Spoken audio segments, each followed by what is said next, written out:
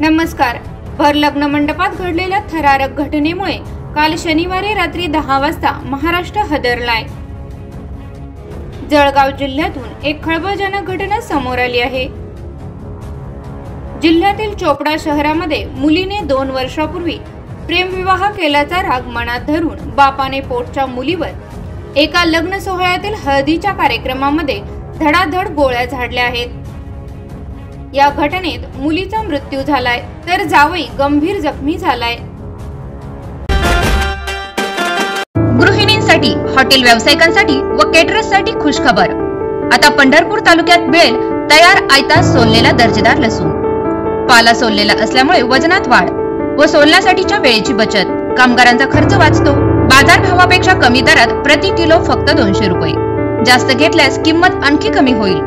विवाह सोहळा आदी समारंभांसाठी अतिशय उपयुक्त। घरपोहोच सेवा मोफत। ऑर्डर देण्यासाठी लगेच कॉल करा।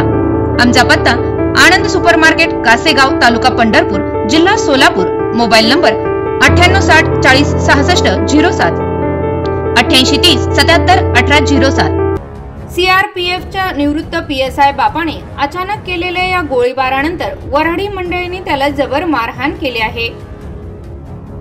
मिळालेल्या माहितीनुसार साधारण वर्षभरापूर्वी तृप्ती हिने अविनाश वाघ याच्याशी प्रेमविवाह केला होता। नंतर ते दोघेही पुण्यात राहत होते। शनिवारी चोपडा येथे अविनाशच्या नातेवाईकांच्या लग्नासाठी ते दोघे आले होते।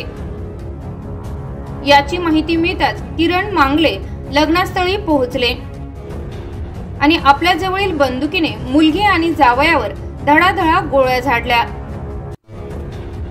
तृप्तीचा जागीच मृत्यू झालाय तर जावई अविनाश वाघ यांना जळगावच्या शासकीय वैद्यकीय महाविद्यालयात उपचारासाठी दाखल करण्यात आले आहे।